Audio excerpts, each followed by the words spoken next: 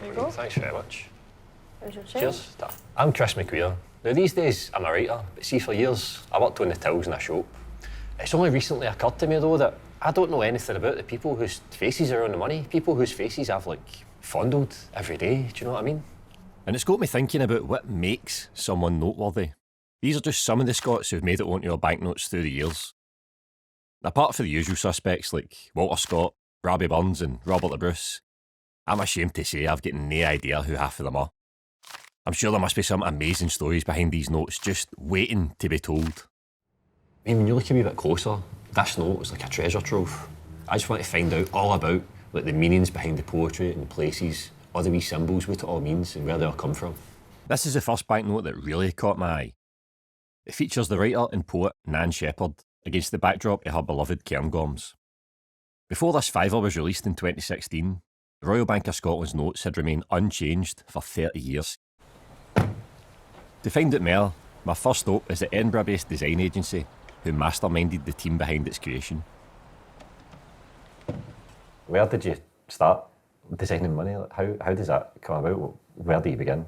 We had exactly the same reaction when they came to us, because it's not the normal project that you would get as any sort of designer. This is a sort of once-in-a-lifetime project, so there's not a lot of precedent.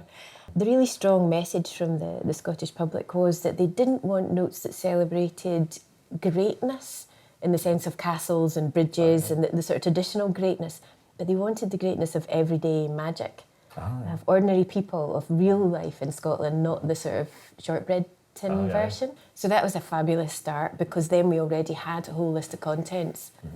Some of the contents you wouldn't necessarily put in a banknote. It was quite funny. So the best thing I think was square sausage. Quite difficult to represent, but they wanted a midgie. Midgie came out. Did the midgie make it onto the note? No? Midgie did make it onto the note. Brilliant. And you spot the midgie. Let me see. Oh, there you go. That's right. So he's life size there. That's the actual size of a midgie. Wow. What do you think makes someone noteworthy? Who would you have on a banknote? I think it's an impossible choice. But I think I'd like to see somebody on it that I knew. You know, somebody like my dad. My dad's a beekeeper, so if anybody in the village has a swarm of bees, he's the one that they phone, and he goes and he takes the bees out of people's houses. He's taught so many people to keep bees, and he's putting that magic back into the community. To somebody who does something like that, I think their magic needs to be celebrated. That's your advice, isn't it? So just before you go, can I show you a secret? Aye, I'm up for that. Aye. You need to come with me into the dark room. Aye, all right, aye, I'm up Let's for do that. it. I'll get a go.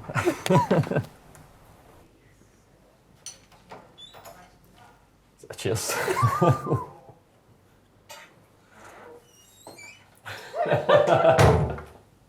So, Chris, here's a secret. Oh, no way. I had no idea that the notes did that. That's phenomenal. Look at that. Isn't it Look at the colours. I know. So that's the skin of the mackerel, which if you look at it in real life, it does sort of... Is it going to shimmer like that? Yeah, it is kind of iridescent. And the poem, which is in Gaelic on the note, that's the English translation there in the UV. So we've got the secret translation. This is the coolest thing I've ever seen in my life. It's a great surprise, eh? Aye.